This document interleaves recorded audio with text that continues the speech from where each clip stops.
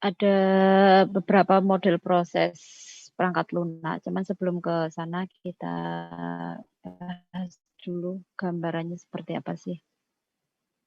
Perangkat lunak seperti yang kalian tahu ya software gitu.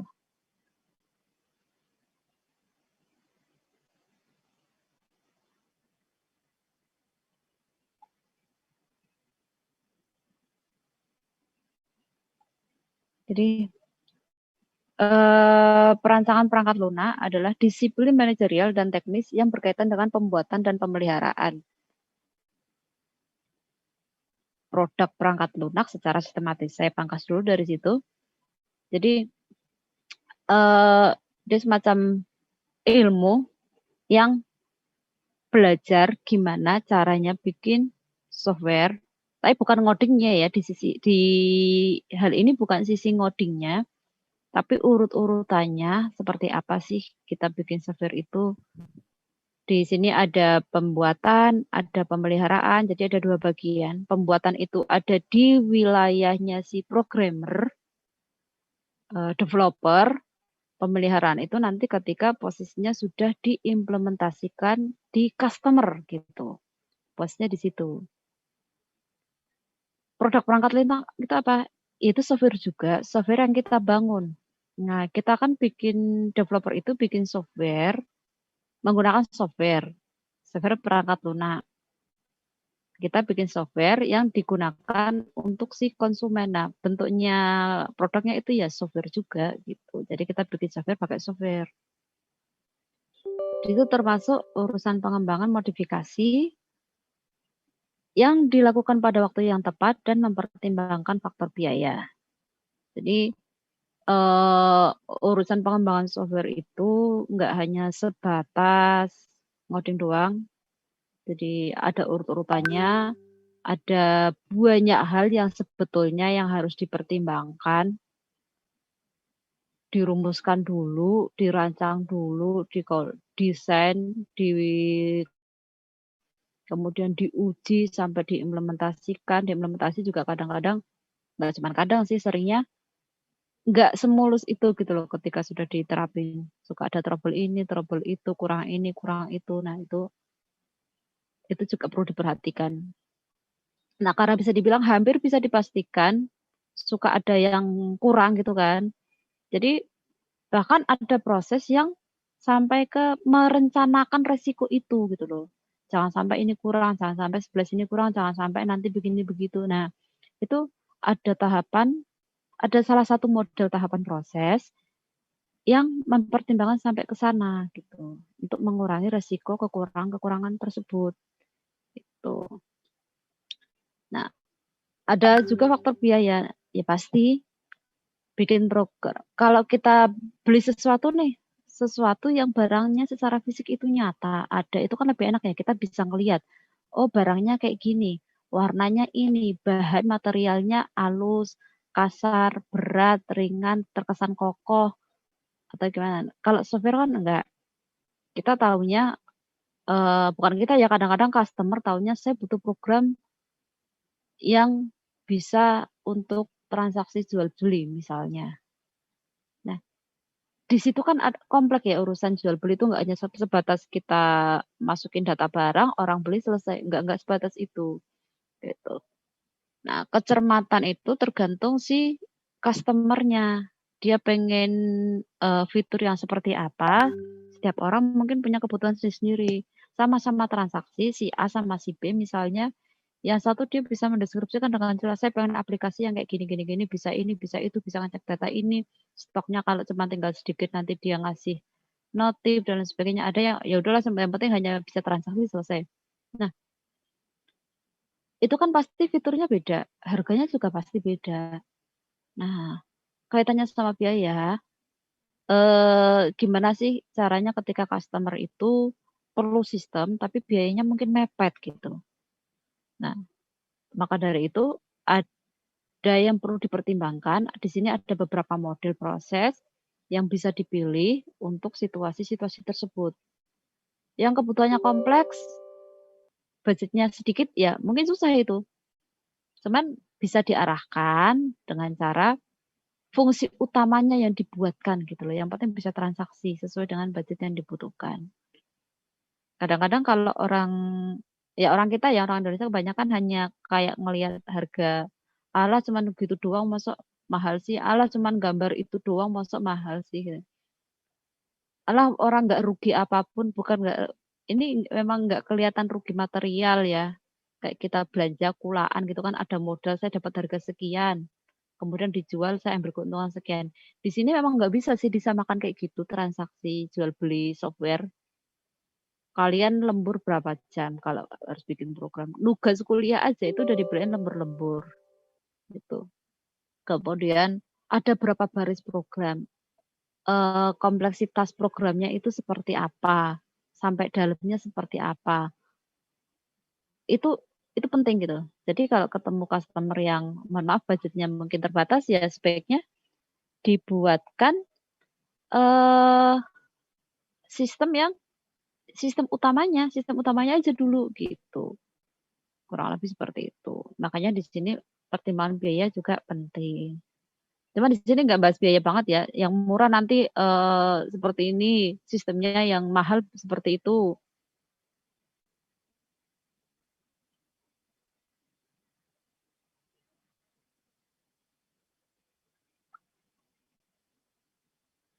Kemudian tujuannya untuk apa sih? Tujuan dari model proses yang nanti akan kita bahas,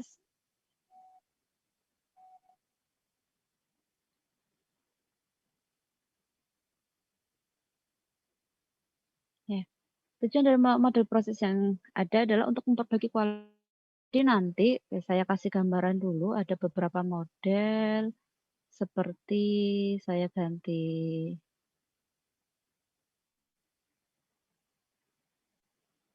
share screen dulu.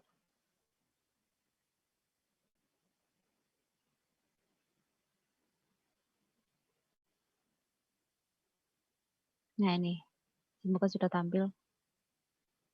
Nah, ada beberapa model proses. Modelnya itu nanti beda-beda. Misalnya ada model waterfall. Alurnya sih mirip-mirip, hanya beda konsep sedikit-sedikit gitu. Ada model, oh nggak kelihatan kayaknya kalau ini. Saya perbesar dulu. Nah, nanti hanya beda di, misalnya ya, secara keseluruhan urutannya adalah eh, analisis kebutuhan, perancangan, decoding, diuji, diimplementasikan. Urutannya seperti itu misalnya. Secara garis besar sih memang hanya itu gitu. Cuman nanti di model lain hanya berbeda di bagian apa, ada proses yang digabung. Ya seperti itu. Nah, semua model-model kayak gini, muaranya adalah untuk memperbaiki kualitas produk. Jadi ada urutan yang terkesan kayak bolak-balik gitu. Setelah diuji, dianalisis, nanti balik di coding, balik lagi, dicek lagi kayak gitu. Nanti muter-muter prosesnya tuh. Ini kalau kita ngomongin mencapai software yang punya kualitas ya memang harus sampai ke sana gitu. Dan meningkatkan produktivitas. Nah, produk perangkat lunak itu apa? Tadi saya sudah sempat singgung, produknya adalah ya software juga yang dijual, yang kita kasih ke customer, ke pengguna. Nah, itu produknya. Bentuknya ya software, nggak ada wujudnya. Nggak ada wujud fisik yang bisa kita pegang. Jadi kayak misalnya kita berkunjung ke software house. Software house, kalian datang ke sana nggak akan nemu barang-barang kayak kita berkunjung ke industri, ada proses ini, proses itu, mesin ini, mesin itu. Kalau di software house nggak ada. Yang ada ya cuman gimana cara desain yang nyaman ruangnya, laptopnya speknya seperti apa, projeknya pun karena dia bentuknya software ya, yang nggak ada yang bisa ditampilkan secara fisik kelihatan gitu nggak ada gitu. Yaitu produknya. Tapi produknya ada nggak? Ya ada, cuman tidak secara fisik. Tuh, karena kan dia tetap kesimpan di komputer ya. Kemudian ada beberapa hal, nggak cuma beberapa, banyak sebetulnya kalau mau dijabarkan sampai jauh, ada hal-hal yang perlu diperhatikan dalam pengembangan. Jadi ada pengembangan, ada perawatan ya tadi. Ini bagian pengembangan. Apa aja? Kebutuhan batasan pengguna, penting. Keputusan batasan pengguna.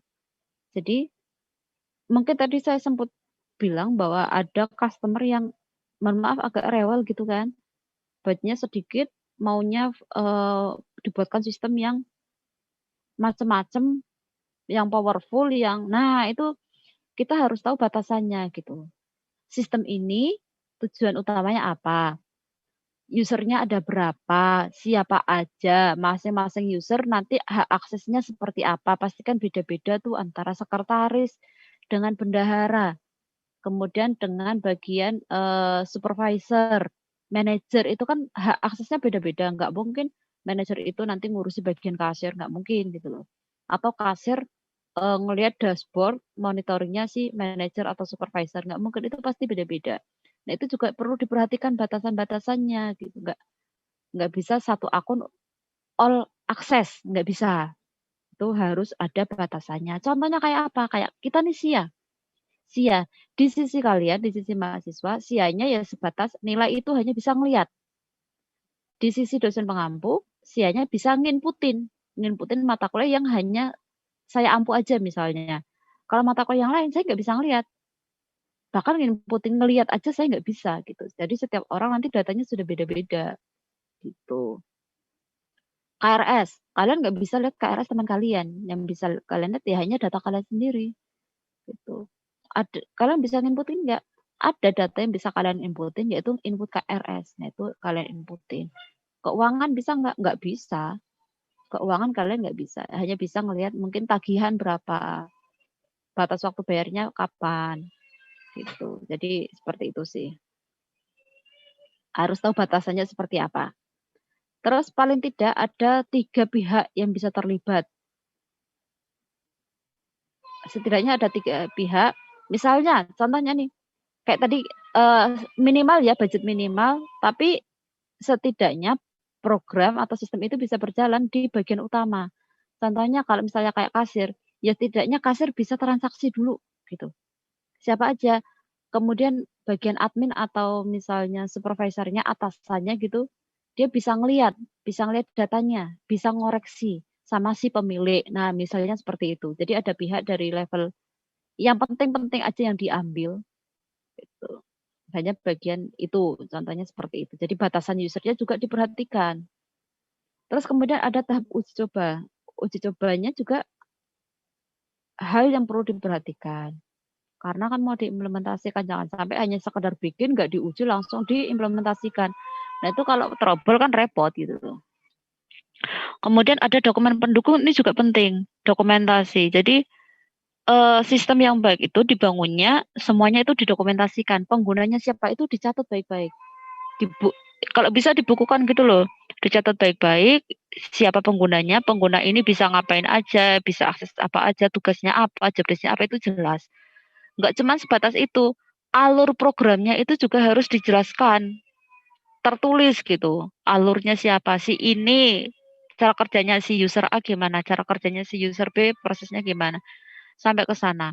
Bahkan sebaiknya source code itu juga harus ada dokumentasinya. Misalnya ada sorting kan, source code sorting itu dikasih keterangan. Fungsi dokumentasi itu untuk apa? Jadi misalnya nih, ini kan pengembangan ya, ketika di tahap maintenance, ada kebutuhan penambahan sistem misalnya atau ada trouble gitu. Nah, si pengembang atau kalau masih di-handle orang yang sama sih mending, dia dia ngerti posisinya di mana. Tapi kalau harus dioper ke orang lain, maka dokumentasi ini akan mempermudah si orang yang mau memperbaiki sistem yang error tadi gitu. Misalnya nih saya bikin program buat instansi A, tugasnya udah selesai, intinya sudah tuntas lah. Kemudian saya pindah, saya udah nggak di situ misalnya. Nah, si customer pengen sistemnya dikembangin, kemudian menghubungi kalian. Nah, untuk mempermudah, ya sebaiknya di situ saya tinggal dokumentasi. Jadi si pengembang selanjutnya itu ketika mengembangi lebih mudah, oh nambah ini, oh nambah itu. Kalau nggak begitu, eh yang pasti lebih sulit, malah lebih gampang beli sekalian, cuman kan yo beli software harganya jutaan. Apalagi kalau, kayak misalnya di swalayan-swalayan gitu komputernya banyak, ya dikali gitu, harga programnya berapa, mau digunakan untuk berapa komputer itu ada pengalinya, ya lumayan, gitu. Jadi sebaiknya memang ada dokumentasinya, gitu. Cuman ya, kita di lapangan kadang-kadang nggak bisa se-full itu ngikutin teori. Kadang kebutuhan lapangan itu beda.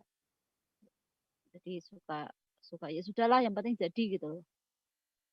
Dokumentasi seringkali tidak dipertimbangkan dengan baik, bahkan sering dilupakan juga gitu. Oke, untuk menentukan kualitas software itu ada ukurannya, ada parameter yang harus diperhatikan. Misal, hal-hal ini yang menentukan kualitas suatu software. Pertama adalah ada maintainability. Jadi, software yang baik itu bisa dikembangin, jangan hanya mandek di situ. Contoh, dulu mungkin transaksi pakai manual ya, masih dicatat gitu kan di buku. Kemudian dibuatkan sistem aplikasi kasir misalnya. Metode pembayarannya masih diinputkan nih, pembayaran misalnya habis 90.000 bayar uang 100, kita masih nginputin angka 100.000. Nah, semakin ke sini kan metode pembayaran udah macam-macam, debit bisa, kemudian sekarang udah scan, pakai beberapa pihak ketiga, pakai aplikasi. Nah itu sebaiknya aplikasi itu harus bisa dikembangkan, jangan hanya mandek di satu aplikasi, ketika kebutuhan meningkat, aplikasi ini mandek nggak bisa diapa-apain. Nah itu kurang bagus gitu loh, aplikasi yang nggak dinamis begitu kurang bagus. Sebaiknya yang bisa dikembangin gitu. Kemudian, kita ketergantungan sama aplikasi itu, dependability. Contohnya apa? Contohnya, kalau kita bikin sistem, usahakan memang se-full itu di situ, jangan tanggung. Kecuali kalau sistemnya besar ya, memang harus bertahap misalnya. Tapi kalau aplikasi, contohnya kayak apa? Pendaftaran member misalnya ya, pendaftaran member. Saya daftar, saya ngisi identitas di sistem, kemudian nomor telepon, nomor email, terus biasanya kan ada bagian konfirmasi tuh, atau sistem booking gitu. Ngisi data di situ, setelah itu dapat jadwalnya harus via telepon, dipastikan lagi namanya siapa, oh tadi sudah daftar belum, oh sudah, kemudian, oh Pak, Bu dapat jam yang ini ya, misalnya gitu. Nah itu kan tanggung kalau sistemnya seperti itu, kita bikin sistem untuk pendaftaran, tapi masih harus by phone. Ya sudah nggak usah pakai sistem, by phone aja selesai gitu. Nah itu juga nggak bagus kalau bikin sistemnya seperti itu. Jadi baiknya ketika bikin sistem, ya sepenuhnya bisa diakses dari situ gitu loh, nggak tanggung, begitu. Kemudian efisiensi. Efisiensi, ya perlu diperhatikan. Jangan sampai kita bikin sistem, udah beli, harganya udah lumayan mahal, masih harus perangkat keras dengan spek setinggi-tingginya, ya kan. RAM harus minimal, eee, nggak bisa kalau di bawah 8 giga. Nah itu juga susah kalau seperti itu. Jadi, ya semakin efisien semakin bagus, gitu. Dan yang terakhir adalah perangkat lunak harus bisa digunakan oleh penggunanya dalam memenuhi kebutuhan mereka. Jangan sampai ada masalah, software ini bukannya menyelesaikan masalah, malah nambahin masalah. Nah, jadi harus bisa digunakan juga. Loh, tapi kan bikin software untuk menyelesaikan masalah kok malah nambah masalah. Contohnya, kita lihat nih, ini juga perlu diperhatikan gambar save, menu save. Ini harus ngebawa ini save. Jangan sampai kita pengennya nge-save, tapi malah ngekliknya open hanya gara-gara salah simbol, misalnya begitu. Nah itu kan justru malah merepotkan pengguna. Jadi kalau misalnya termasuk sisi mendesain ya, sisi mendesain ya harus diperhatikan umumnya tuh apa sih gitu. Ada hal-hal yang kita tuh nggak bisa improve Karena nanti malah penggunanya itu bisa yang harusnya nih simpen malah klik delete. Nah, itu kan bahaya, gitu. Biasanya delete itu gambar tempat sampah, kalian pakai mobil truk sampah, misalnya taruh icon di situ. Nah kan orang belum tentu ngerti itu tuh apa sih, gitu ya. Jadi ini hal-hal yang perlu kalian perhatikan ketika bikin software. Harus bisa di-upgrade. Makanya kalau kalian ngamati ada versi-versi ya, versi sekian, versi sekian, versi sekian. Nah itu kan karena upgrade gitu ya, Pak, karena ada proses upgrade fitur mungkin. Selanjutnya ada distribusi upaya. Jadi software itu masa hidup sebuah produk perangkat lunak sekitar 1-3 tahun. Tapi masa pengembangannya 5-15 tahun. Jadi orang bikin 1-3 tahun, selebihnya nah ini harus mulai siap dikembangin ini, gitu. Jadi nggak hanya sebatas bisa menjawab kebutuhan saat ini, usahakan ketika kita bikin software bisa menjawab kebutuhan ke depan kira-kira akan seperti apa sih, gitu. Nah distribusinya rank-nya ya, ini rank-nya, kalau dibikin rasio antara pengembangan dengan pemeliharaan itu 40-60%.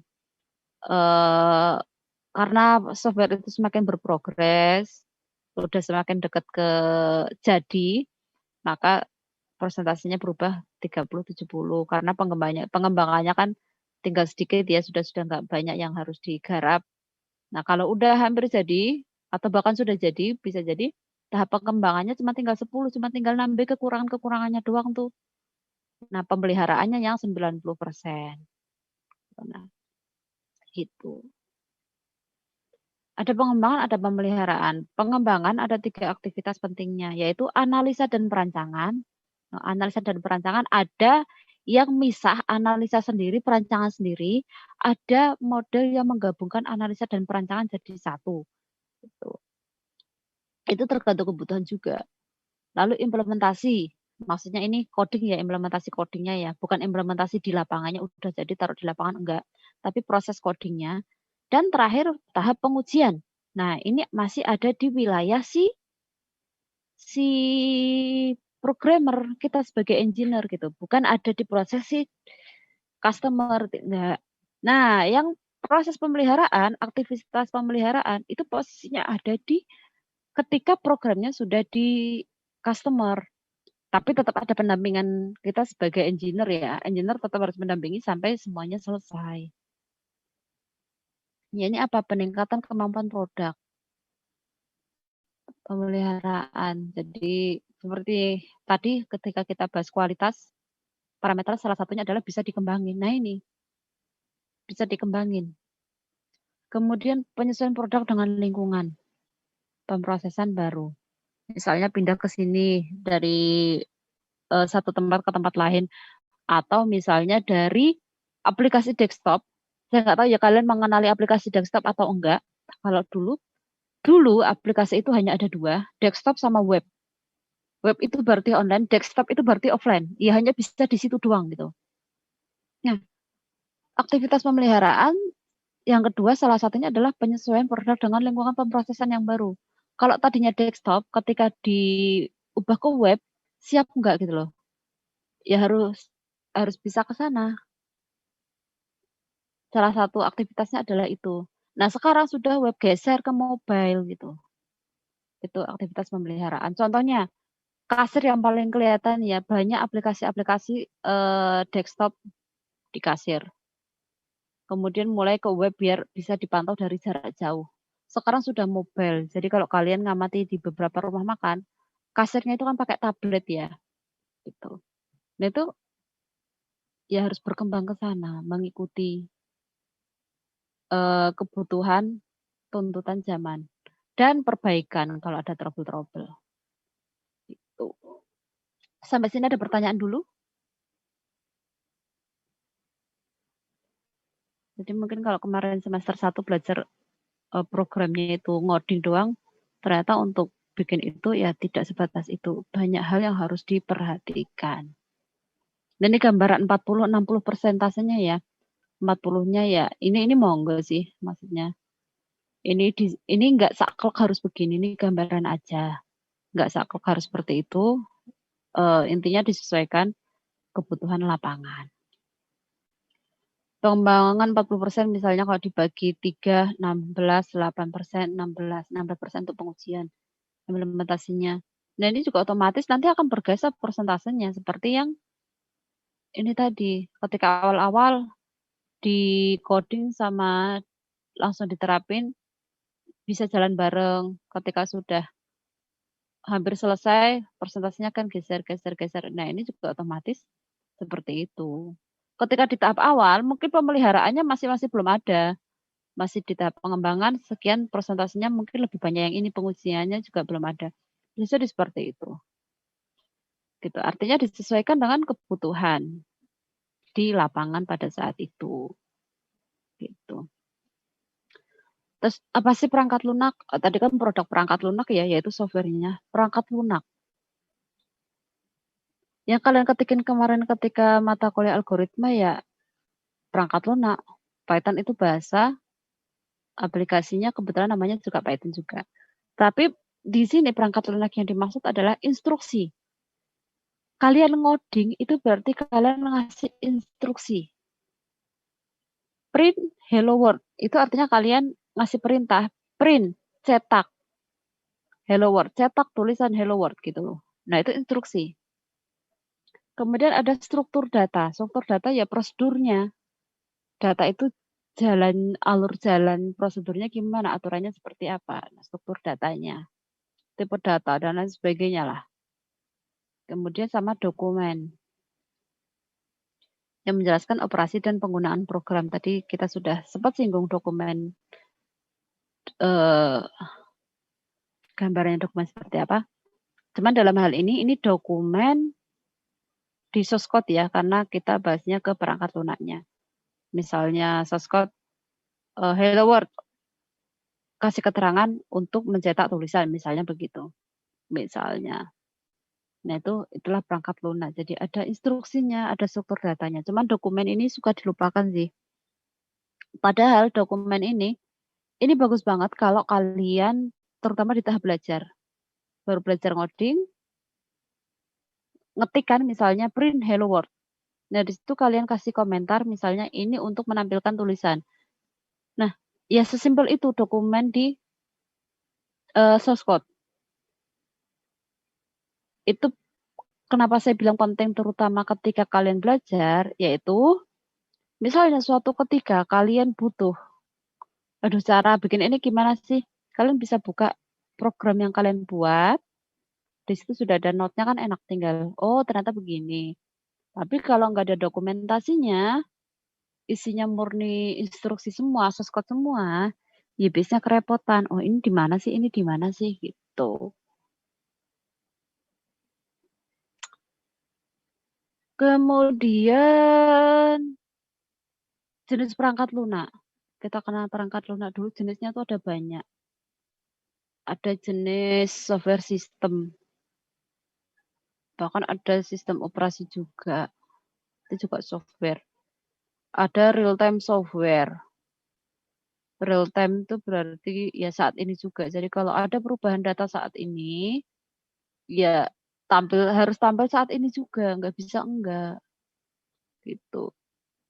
Contohnya stok harus, menurut saya sih harus real time ya, meskipun nggak harus detik itu juga, tapi keterlambatan sedikit ketika di kasus stok itu masih oke lah, masih wajar.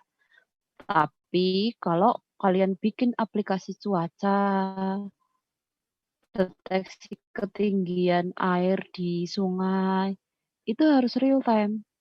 Jangan sampai di sistem terbaca masih 30 cm, padahal airnya hampir 1 meter tingginya.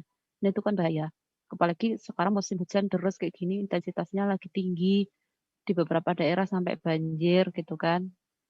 Nah, aplikasi-aplikasi kayak gitu, perannya sangat dibutuhkan. Jangan sampai kita pengennya real time hanya, orang nggak pernah banjir ini jadi ya sudahlah dibikin kendo gitu. Ya jangan gitu. harus bisa menginfokan saat itu juga. Suhu juga pengaruh gitu ya. Jadi seperti kasus-kasus seperti itulah kalau mau bikin aplikasi real time, ya harus emang real time. Aplikasi bisnis banyak ya, contoh tadi kasir itu aplikasi bisnis. Kemudian perangkat lunak, rekayasa, dan ilmu pengetahuan atau engineering and scientific software. Contohnya apa? Ya aplikasi-aplikasi yang kalian pakai buat belajar. Itu aplikasi yang digunakan untuk bikin aplikasi lagi kayak NetBeans, apalagi ya, Dreamweaver, seperti itu. Jadi dibuat untuk membangun aplikasi. Embedded software, ini mungkin akan banyak di elektro ya, ketika belajar Arduino gitu. Belajar robotik, nah itu banyak memanfaatkan embedded software. Ada perangkat lunak pribadi, contoh kalian perlu alarm, itu juga termasuk perangkat lunak pribadi. Buku diary misalnya, catatan harian, kemudian catatan keuangan pribadi, nah itu perangkat lunak yang digunakan untuk kebutuhan personal. Perangkat lunak AI, sekarang sudah mulai banyak ya, terutama untuk kebutuhan industri perangkat lunak AI. Contoh yang baru, aplikasi untuk deteksi COVID yang Genos itu.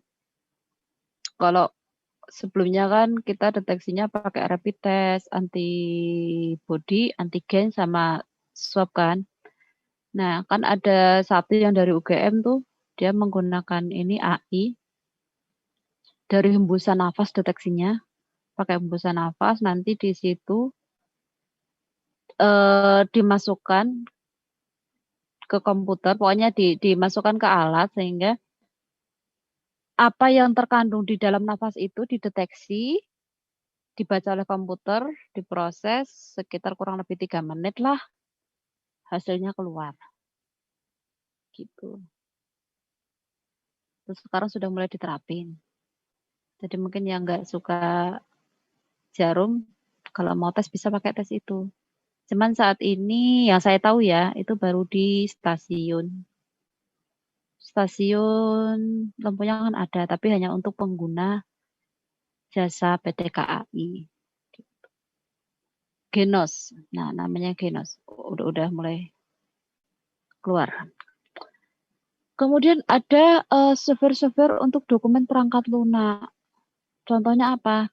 Saya kasih satu contoh aja untuk manajemen, untuk monitoring. Contohnya aplikasi yang digunakan untuk manajemen project. Jadi di dalam sistem itu dia bisa melihat kita lagi handle project apa aja sih, deadline-nya kapan, proses apa yang sedang berjalan, proses apa yang sudah hampir selesai, proses apa yang belum mulai sama sekali gitu, progresnya sejauh mana. Nah, contohnya aplikasi-aplikasi seperti itu. Bawaan Microsoft sih ada, saya lupa namanya, Microsoft Project. Nah, kalau Microsoft, ya benar. Nah, di situ kita bisa ngelihat dalam satu proyek ada beberapa proses, progresnya ini kira-kira berapa hari butuhnya, butuh berapa orang. Nah, itu seperti itulah maksud dari software dokumen ini. Requirement specification. Jadi dia semacam kayak rekomendasi, design description, test plan, dan lain sebagainya. Sampai ke user guide atau user manual, atau mungkin kalian lebih familiar dengan istilah manual book, buku panduan gitu. Ada yang nyebut juga dengan sebutan manual. Nah, ini biasanya kan ada manual book ini ada ketika kita beli perangkat ya, yang harus ada treatment tertentu cara mengoperasikan gitu. Biasanya ada manual booknya. Beli motor, beli HP. Cuma kalau dulu memang benar-benar buku, bentuknya buku, makanya namanya manual book. Cuman belakangan udah ke bentuknya kertas aja ya, kertas dilipat gitu. Tulisannya kecil-kecil. Nah, sekarang sudah dibentuk dalam bentuk software, user guide-nya. Nah, terus ada software engineer, ada banyak ya. Software desain aja tergantung desain apa yang dimaksud. Desain arsitek, desain sipil, desain grafis, banyak jadi jenis-jenis softwarenya itu. Engineering tools and method. Nah, ini jadi ada software yang gimana ya? Kalian pernah pakai Python kan? Pernah import library kan? Seenggaknya library datetime mungkin. Kalau kalian misalnya belajar untuk deteksi wajah kan pakai import CV ya, CV2 kalau nggak salah namanya. Nah, itu kan juga ada yang bikin. Library itu ada yang bikin, tools tersebut ada yang bikin. Nah, itu ada. Ada software quality, biasanya digunakan untuk menentukan kualitas dari suatu produk gitu. Kualitasnya bagus apa enggak, itu ada softwarenya. Cuman ya itu lebih banyak mungkin di industri ya. Mungkin kalau kalian sudah terjun di industri, kenalnya lebih banyak lagi. Nah, pengembangan perangkat lunak, ya ini dia ada gambaran urut-urutannya ya. Dia lahirnya dari mana sih? Dari kebutuhan. Cuma nanti ini alur detailnya ya. Ini hanya garis besar alur proses lengkapnya nanti tergantung model proses yang akan ditentukan. Ini berdasarkan kebutuhan pemakai nih. Kebutuhan pemakai, misalnya kita punya kebutuhan, oke, oke Farel. Ya, kebutuhan pemakai. Misalnya kita punya masalah sering ketinggalan informasi, misalnya ya, sering ketinggalan informasi pembayaran sehingga kita telat bayar misalnya. Itu kan bagi si orang itu, anggaplah itu masalah. Nah, dari masalah itu kita cari tahu kebutuhan apa. Kita perlunya apa sih biar nggak ketinggalan informasi lagi? Perlu notifikasi misalnya. Saya pengen kalau misalnya waktunya pembayaran 2 minggu sebelumnya tuh saya dapat notif gitu. Nah itu dianalisa kebutuhannya apa. Dari masalah tadi sering ketinggalan atau telat bayar gitu. Sehingga dibutuhkan adalah gimana caranya biar nggak telat. Saya pengen ada notifnya dong gitu. Pengen ada notifnya, nanti kira-kira notif itu didapatnya dari mana. Inputannya dari mana itu harus dipikirkan dulu kebutuhannya seperti apa, dicatat, dianalisa, terus dikembangin. Nah, karena kan sudah tahu nih kebutuhannya apa, nanti mau gimana-gimana itu dikembangin, Dikoding dengan proses urutan model masing-masing model tadi. Yang modelnya nanti baru kita bahas nanti ya. Nah, itu dikembangin, dikoding, didesain lah pokoknya dari desain, di coding, diuji, diimplementasikan gitu sehingga dapatlah perangkat lunak tadi yang tinggal siap digunakan di mana tujuannya adalah untuk menyelesaikan masalah yang tadi, masalah yang di awal tadi gitu. Nah, gitu. Jadi prosesnya kurang lebih seperti itu. Nah, cuman proses yang di dalamnya ini pengembangan itu panjang ya. Nah, elemen-elemen yang terlibat di situ ada orang, ada proses, ada alat bantunya. Jadi misalnya kita terima proyek, misalnya kita mau terima proyek itu, pasti ada orang yang terlibat ya, baik si penggunanya maupun si customer-nya. Ada prosesnya juga. Nah, proses tersebut ada alat bantunya juga. Sehingga nanti bisa menghasilkan suatu produk gitu. Kan prosesnya ini panjang pokoknya. Sampai sini mau ada pertanyaan dulu, mohon maaf. Dadah. Belum, Bu. Oke. Yang model proses pengembangan, nah ini model proses yang dimaksud. Prosesnya ada beberapa, ada waterfall, incremental, prototyping, model, spiral, RUP, XP gitu. Nah, ini yang waterfall, biasanya diagramnya seperti ini. Waterfall ini proses kerjanya gini. Kita kan misalnya konsumen punya masalah tuh, masalah sistem yang mungkin masih manual gitu. Nah, itu dianalisis dulu kebutuhannya seperti apa, butuhnya apa, penggunanya siapa aja. Si pengguna A pengennya bisa ngapain, si B pengennya bisa ngapain, hak aksesnya itu harus jelas dulu di analisis kebutuhan. Nah, kalau udah jelas, baru masuk ke perancangan, dirancang nih. Dirancang.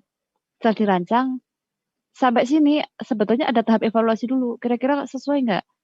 Kalau ada yang masih kurang, kebutuhannya nanti dievaluasi lagi gitu. Dievaluasi lagi kalau sudah dirancang ulang, ditambahin, dibenerin perancangannya. Nah, kalau sudah oke, fix, clear, baru perancangan ini dikodekan. Setelah dikode, dikonfirmasi lagi, dicek, disesuaikan, codingannya harus disesuaikan dengan perancangan yang sudah dibangun.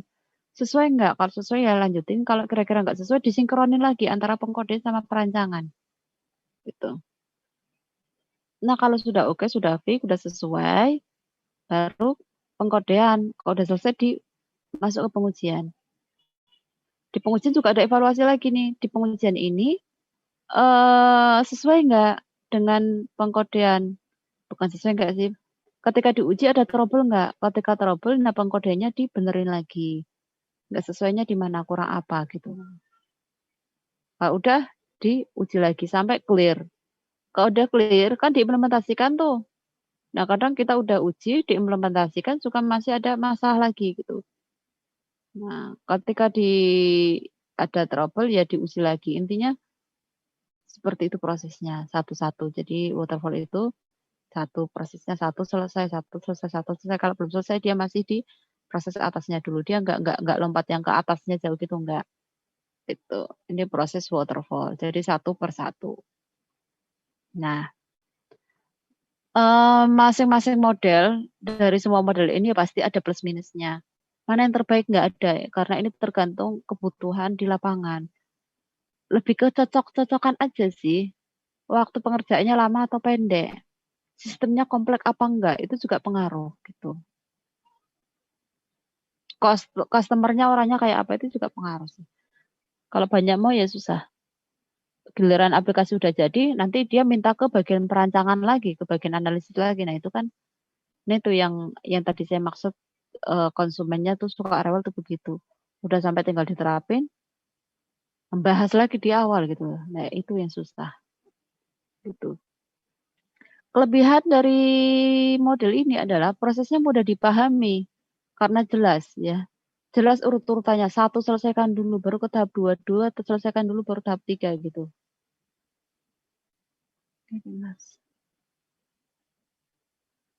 Kemudian mudah dalam pengelolaan proyek, ya karena alurnya jelas, kita di tahap ini, di tahap ini, di tahap ini.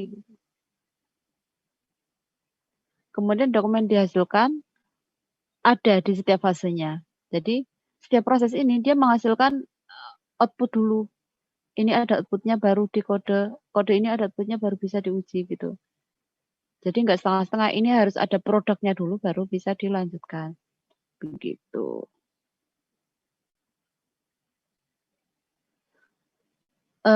Kebutuhan user harus sudah jelas ya kalau di menggunakan metode waterfall, kebutuhannya harus sudah jelas di awal. Karena kalau sudah masuk pengkodean itu nggak bisa ditarik ke bagian awal lagi.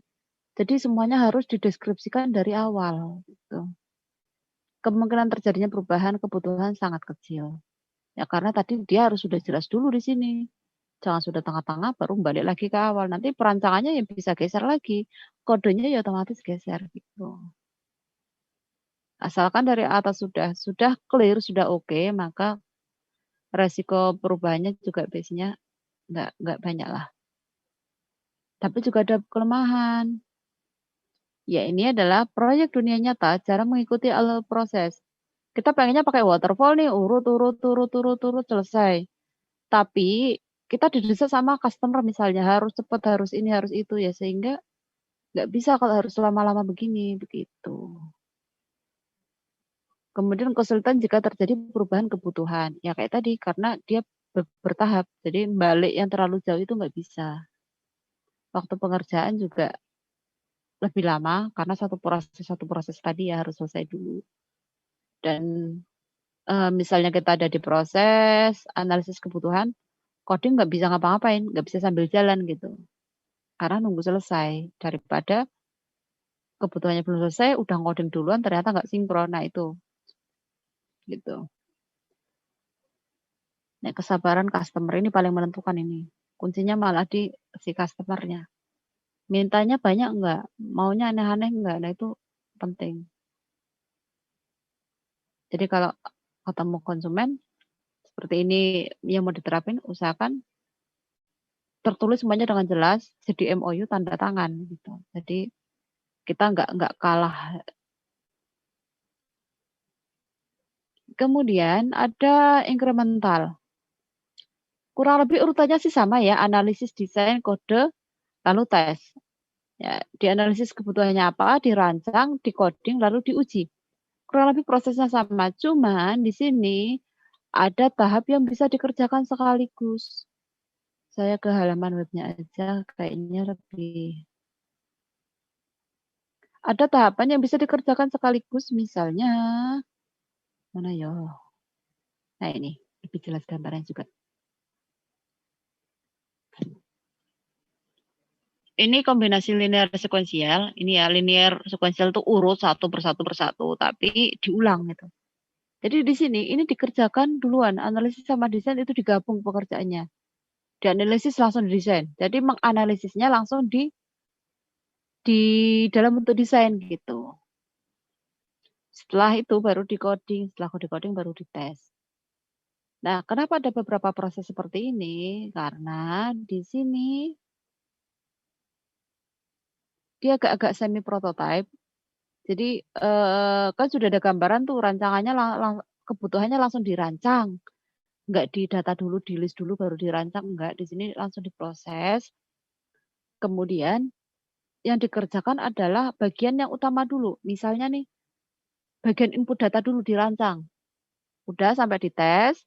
Nah, ketika ada pihak yang ngoding, lalu bagian analisis sama desain dia merancang bagian sisi yang lain, misalnya sisi transaksinya. Gitu. Jadi nggak ada yang nunggu. Kalau yang waterfall tadi kan nunggu tuh. Ketika dirancang yang ngoding nunggu. Gitu. Ketika yang ngoding garap, yang rancang udah gitu. Kecuali ada komplain. Nah, seperti itu. Nah, ini enggak, ini kerjanya tuh hampir barengan gitu loh. Tetap urut tapi per part dulu, part A dulu dikerjain, part B dikerjain gitu. Dengan ini, diharapkan bukan proses sih, maksudnya aplikasi yang diminta itu bisa segera diterapkan, tapi sambil jalan, sambil di-coding. "Oke, tak buatin ini dulu silakan dipakai, habis itu saya bikin bagian pendaftaran." Nah, misalnya gitu. Misalnya seperti itu ya. Terus ya ada kelebihan, ada kekurangan ya. Kelebihannya adalah personil bekerja optimal karena semuanya kerja, nggak ada tunggu-tungguan. Mampu mengakomodasi perubahan secara fleksibel. Kenapa? Karena tadi analisis sama desain itu langsung blok gitu loh. Setelah itu langsung di-coding. Jadi kalau ada perubahan ya sudah langsung diproses di situ. Terus kebutuhan orangnya juga lebih sedikit, kalau waterfall tadi lebih banyak. Kenapa ya? Karena analisis sama desain itu orang yang sama itu bisa di-handle orang yang sama. Konsumen dapat langsung menggunakan bagian-bagian yang telah selesai dibangun. Seperti tadi saya bilang, misalnya bikin bagian input data dulu. Input data dulu lagi diterapin, lagi diuji, sambil bikin garap yang sisi yang lain, pendaftaran misalnya, transaksinya misalnya, nah kayak gitu-gitu. Kekurangannya tidak cocok untuk proyek berukuran besar. Nah, model ini cepat, cara kerjanya cepat, tapi nggak cocok untuk yang besar. Gitu. Karena gini ya, saya ngebandingin gambaran aja, anak teknik dengan anak misalnya, manajemen, style-nya kan beda ya. Manajemen mungkin lebih rapi, lebih tertata pengerjaannya, urut semuanya. Anak teknik kebanyakan ya, sama kebanyakan, ya apa aja yang bisa disikat, sikat gitu loh. Apa yang bisa dikerjain saat ini, udahlah ini aja ngapain sih desain-desain, coding-coding lah gitu. Nah nah itu yang saya bilang suka kebentur sama kebutuhan di lapangan, gitu. Nah cuman yang model kayak tadi yang asal hajar aja itu nggak cocok untuk industri besar. Karena kan kebutuhannya banyak, kalau kita kerjanya serampangan begitu, dikhawatirkan ada kebutuhan-kebutuhan yang tidak ter-cover. Ada kebutuhan yang harusnya ada malah jadi nggak kurang terencana gitu loh, gitu. Karena kan digarapnya sekaligus, gitu. Nah perencanaannya lebih susah. Ada model spiral, ini dia sebetulnya model alurnya sama sih, perencanaan, analisis resiko, proses pengkodingan, kemudian uji coba, evaluasi, sama. Ini per bagian juga, cuman ini muter. Jadi ya mirip sih kayak yang tadi yang incremental, mirip. Cuman ya harusnya direncanakan, kemudian dianalisis resikonya apa, kemudian di, coding, diuji, lalu ke langkah selanjutnya lagi, makanya disebut spiral. Prosesnya mengulang. Di sini ada analisis resikonya diperhatikan, rekayasa. Prototype. Nah, ada metode prototype. Metode prototype ini lebih ke gini, dia ngasih prototype, prototype itu apa ya? Jadi blueprint, misalnya nih saya gambarkan kurang lebihnya gini, software kan itu ada rancangannya tuh. Nah, rancangan itu oleh pihak si desainer digambarkan dulu. Jadi gampangnya ya itu digambarkan, seolah-olah ada aplikasinya padahal nggak ada gitu. Atau aplikasi sederhananya dulu dibuatkan interface-nya dulu. Nanti model dijelaskan alurnya nanti kayak gini. Ada menu ini di sini, nanti menu ini ada submenunya ini. Itu digambarkan bisa dalam bentuk desain ataupun bentuk software eh mininya dulu gitu loh. Belum yang powerful-nya. Nah, itu prototype sambil customer nanti bisa lihat. Setelah customer lihat cocok enggak, kalau cocok ya dilanjutin coding-nya, disempurnakan, baru diuji dan diimplementasikan. Tapi kalau dari prototype, versi mininya lah, nah mungkin sebut seperti itu ya, versi mininya, gambaran kecilnya itu dikasih ke customer, kalau masih ada yang kurang sesuai, itu kan langsung didandani di situ juga, langsung dibenerin di situ juga gitu loh. Kekurangannya apa, permintaannya apa, langsung bisa di-handle gitu. Cuman di sini intinya kurang lebih sama, pengumpulan kebutuhan, analisis kebutuhannya harus dimasukkan dulu. Cuman yang diutamakan adalah garis besar ya, tadi saya bilang bahwa prototipe ini versi mininya, jadi yang utama dulu yang digambarkan. Gambar sistem alur kerjanya itu seperti apa. Setelah itu baru membangun prototipe, setelah pembangunan prototipe, dievaluasi. Ya, dievaluasi dilihat kira-kira sesuai enggak. Kalau biasanya sih, bukan biasanya sih, yang tadi kan di-coding dulu baru dievaluasi. Ini dievaluasi dulu, tapi yang dievaluasi adalah prototipe-nya. Jadi sebelum di-coding, dikoreksi dulu sama si customer, diobrolin dulu. Kurang apa sih tampilannya gitu. Karena kan masih masih gambaran ya, masih ya bisa dalam bentuk gambar, bisa dalam bentuk mini mini produknya. Versi betanya lah kalau dulu disebut seperti itu. Kalau udah sesuai baru di-coding. Kalau udah di-coding, diuji lagi sudah sesuai belum dengan prototipe yang tadi, gitu. Diuji, dievaluasi, lalu kalau udah sesuai baru diterapkan, gitu. Ada pertanyaan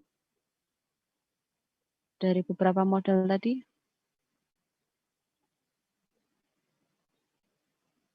Ada model RAD, incremental, spiral. Gitu. Terus apa lagi ya? Ya masing-masing ini punya plus minus. Prototipe ini biasanya dia ada pada akhirnya lahir versi-versi ya. Kayak misalnya saya lupa entah WhatsApp entah apa ketika mau ngeluarin versi bisnis dulu itu ada uji coba dulu gitu. Uji coba nanti versi betanya. Nah, karena online kan kalau ada bug kan otomatis terlapor ya. Nanti baru dibenerin. Dibenerin kalau udah clear, beneran fix baru di launching. Nah, di prototipe ini dia harus ada implementasi sistem yang dikembangkan sebelum dibuat sistem final. Jadi ya tadi dibikin versi mininya dulu.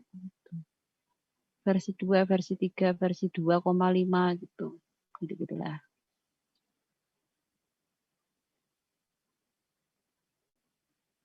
Seperti itu. Terus ada model yang namanya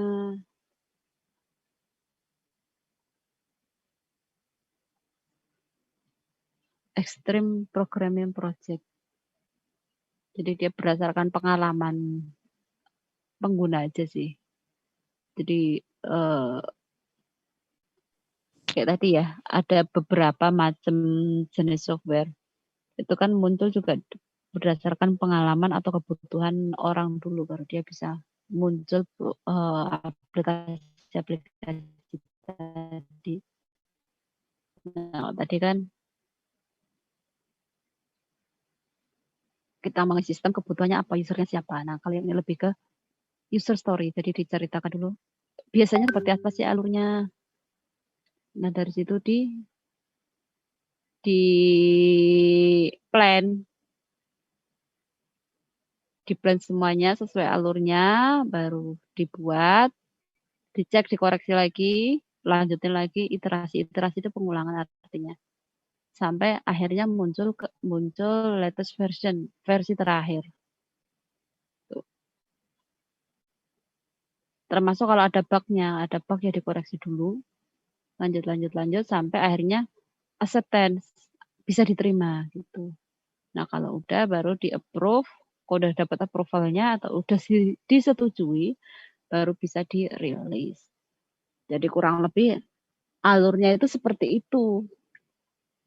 Jadi perbedaan-perbedaan tadi kalian kenali alurnya seperti apa. Kayak tadi waterfall. Satu proses selesai dulu, baru ke proses selanjutnya. Satu proses selesai dulu, baru proses selanjutnya gitu. Jadi mungkin cara kerja seperti itu kalau tadi saya bandingin antara anak teknik sama anak manajemen ya, mungkin lebih cocok kayak anak manajemen dia kerjanya berurutan satu. Teknik mungkin kebiasaan otaknya random. Jadi nggak sesuai urutan ya. Cuman kebutuhan lapangan kadang-kadang bisa nggak seperti itu ya. Maksudnya keburu cepetan selak dipakai gitu. Jadi nggak bisa langsung nunggu urutan itu ya bisa.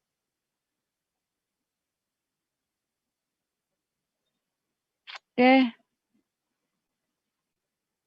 Hari ini saya sampai situ dulu, sampai model proses dulu. Sisanya kita lanjutkan pekan depan. Sampai sini ada pertanyaan mungkin?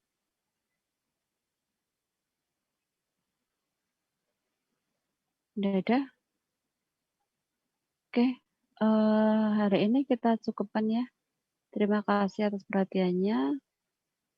Saya tutup. Kita ketemu lagi minggu depan. Yang mungkin tadi masih ada kendala, maka silakan konfirmasi. Saya akhiri, terima kasih. Selamat siang. Assalamualaikum warahmatullahi wabarakatuh. Waalaikumsalam warahmatullahi wabarakatuh. Terima kasih banyak, Bu. Terima kasih, Bu. Terima kasih, Bu. Terima kasih semua.